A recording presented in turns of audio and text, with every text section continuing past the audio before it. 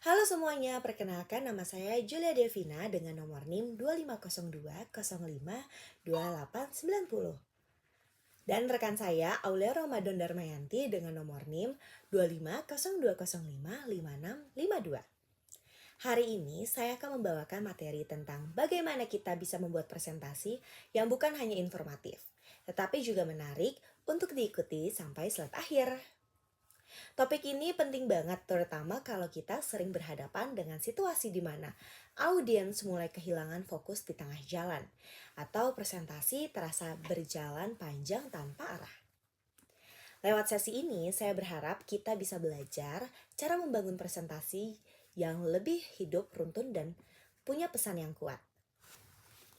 Judul materi kita hari ini adalah strategi bikin presentasi yang disimak sampai slide akhir. Tujuan utama dari sesi ini adalah membantu kita memahami elemen-elemen penting dalam sebuah presentasi yang efektif mulai dari pembukaan, alur isi, sampai penutup.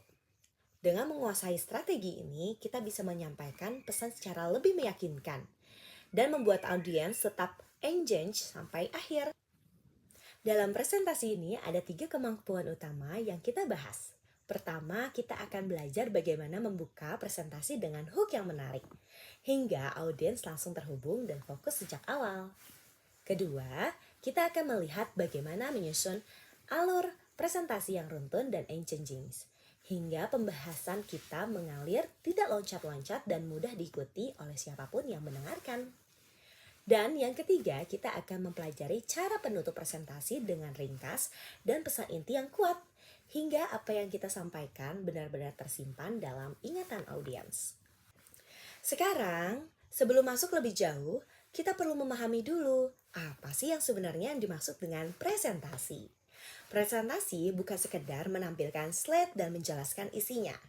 Presentasi adalah proses komunikasi di mana kita menyampaikan ide, data, atau pesan tertentu dengan tujuan membuat audiens memahami, menyetujui, bahkan bergerak untuk melakukan sesuatu. Di dalam presentasi ada beberapa aspek yang bermain.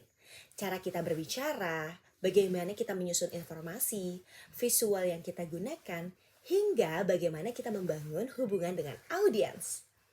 Ketika semua elemen ini terpadu dengan baik, presentasi menjadi alat yang paling kuat untuk mempengaruhi cara orang berpikir dan mengambil keputusan.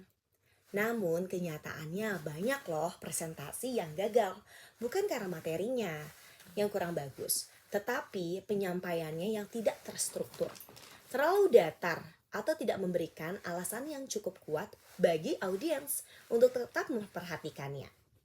Karena itu, memahami presentasi dan bagaimana mengelolanya dengan tepat adalah kunci agar pesan kita benar-benar tersampaikan. Jadi gini, alasan utama orang gak fokus di awal presentasi itu cuma satu. Kamu gak ngasih mereka alasan untuk peduli. Makanya kamu harus mulai dengan hook yang bikin mereka otomatis pengen dengerin kamu. Contoh hook yang bisa kamu pakai itu seperti pertanyaan yang relatable, fakta yang mengejutkan, cerita personal, atau masalah yang sering mereka hadapi. Misalnya, daripada kamu bilang, hari ini saya akan membahas strategi presentasi. Kamu bisa mulai dengan, pernah nggak kamu presentasi tapi audiens cuma ngangguk doang, sopan tanpa benar-benar mengerti? Nah, ada alasannya. Simple nggak sih? Tapi langsung bikin orang kerasa, ini gue banget. Begitu mereka tertarik di titik pertama, sisanya jauh lebih mudah. Presentasi yang gampang diikuti itu bukan yang paling banyak datanya, tapi yang paling jelas alurnya. Kamu perlu menggunakan konsep cerita, masalah, solusi, hasil. Audiens itu sukanya dibimbing. Mereka pengen tahu, oke, saya mulai dari mana? Lalu apa berikutnya? Misalnya, masalah kenapa presentasi sering membosankan. Solusinya, strategi apa sih yang bisa bikin mereka engage? Hasilnya, presentasi yang diingat sampai akhir. Alurnya kayak jalan tol, gak banyak belokan, jelas, cepat, dan nyaman diikuti. Nah, ini sering banget terjadi. Satu slide isinya paragraf penuh, banyak poinnya, dan kamu cuma ngebacainnya. Kalau kayak gitu, mending langsung kasih PDF-nya aja nggak sih? Audiens itu visual. Mereka perlu gambar, icon, warna, dan komposisi yang simple. Slide itu tugasnya untuk membantu saat kita presentasi. Jadi, audiens harapannya itu fokus ke kita, apa yang kita bicarakan.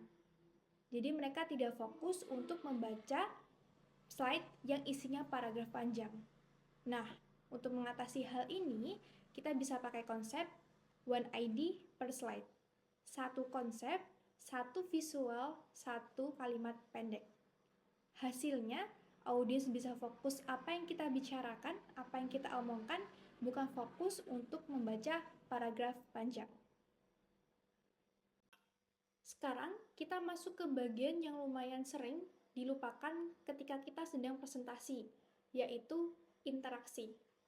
Untuk bisa mendapatkan perhatian audiens sampai slide terakhir kita harus buat presentasi itu jadi sebuah percakapan, bukan monolog.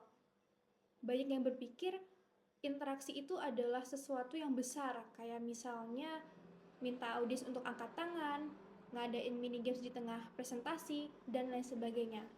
Padahal interaksi yang bermanfaat atau yang justru efektif itu adalah interaksi yang paling sederhana. Otak manusia itu punya kemampuan fokus yang terbatas. Biasanya setelah 3-5 menit mendengarkan, fokus mereka tuh akan mulai menurun. Makanya kita butuh check-in untuk buat fokus audiens tuh balik lagi ke kita. Contoh gampangnya tuh kayak gini. Misal kita tanya sesuatu yang simple, kayak kalian pernah ngalamin ini nggak? Atau bisa juga kasih reaksi ringan. Contohnya, coba kalian bayangkan kalau misal kalian di posisi ini, apa yang akan kalian lakukan? Kayak gitu. Atau bahkan hal simple kayak misalnya, sampai sini paham ya? Nah, kayak gitu. Interaksi-interaksi simple kayak gitu malah yang efektif untuk mengembalikan fokus audiens lagi. Nah, jadi karena dengan adanya interaksi ini, audiens itu merasa dilibatkan dan presentasi kamu tuh jadi nggak membosankan. Kamu juga bakal kelihatan lebih hidup, jadi lebih interaktif, ya, dan juga lebih kelihatan manusiawi sehingga audiens nyaman untuk mengikuti ritme presentasi kamu sampai akhir. Kalau ada satu hal yang bikin presentasi kita lebih kuat, itu adalah cerita. Teori tanpa cerita itu ibaratnya kayak makanan tanpa bumbu. Bisa dimakan, tapi hambar dan gak bisa dinikmati. Cerita punya kekuatan psikologis. Ketika kita mulai bercerita, audiens itu otomatis akan merespons dengan penasaran. Mereka jadi pengen tahu lanjutannya apa, kok bisa kayak gitu, dan hasilnya gimana. Inilah kenapa storytelling itu salah satu senjata terkuat dalam presentasi. Misalnya nih, kita mau jelasin pentingnya hook. Jangan cuma bilang hook itu penting karena bla bla bla bla.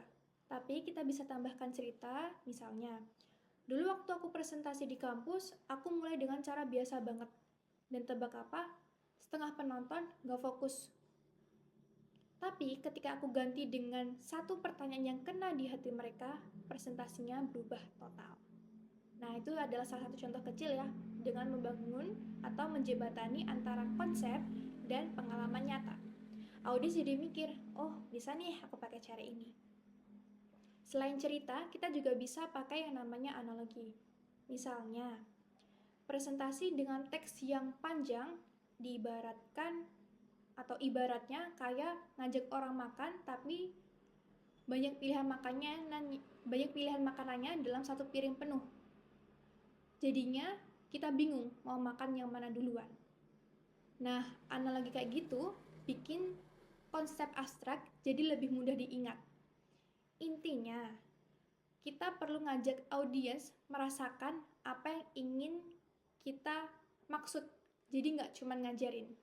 Karena ketika audiens merasakan, mereka itu akan ingat. Dan ketika mereka ingat, mereka akan fokus sampai slide akhir. Dari pembahasan tadi, kita bisa menarik kesimpulan penting. Pertama, Presentasi yang baik selalu dimulai dengan hook yang kuat yang membuat audiens merasa ini relevan dengan saya. Setelah itu, presentasi harus jelas dan runtut. Penyampaiannya yang menggunakan cerita membantu audiens mengikuti tanpa merasa lelah atau bingung. Dan yang terakhir, penutup adalah hal yang biasanya sering diremehkan, padahal ini adalah momen penting untuk mengunci pesan dan memastikan audiens memahami apa yang kita sampaikan.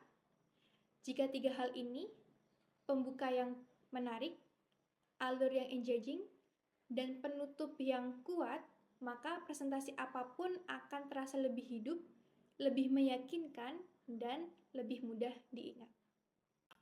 Terima kasih sudah menyaksikan video sampai akhir. Semoga apa yang sudah kami sampaikan bisa membantu teman-teman dalam menyusun presentasi lebih efektif ke depannya. Ingat, presentasi bukan siapa yang paling banyak slide-nya, tapi siapa yang paling bisa menjelaskan pesannya. Mohon maaf bila ada salah atau kurangnya. Sampai jumpa di lain kesempatan. Tetap semangat untuk belajar, teman-teman.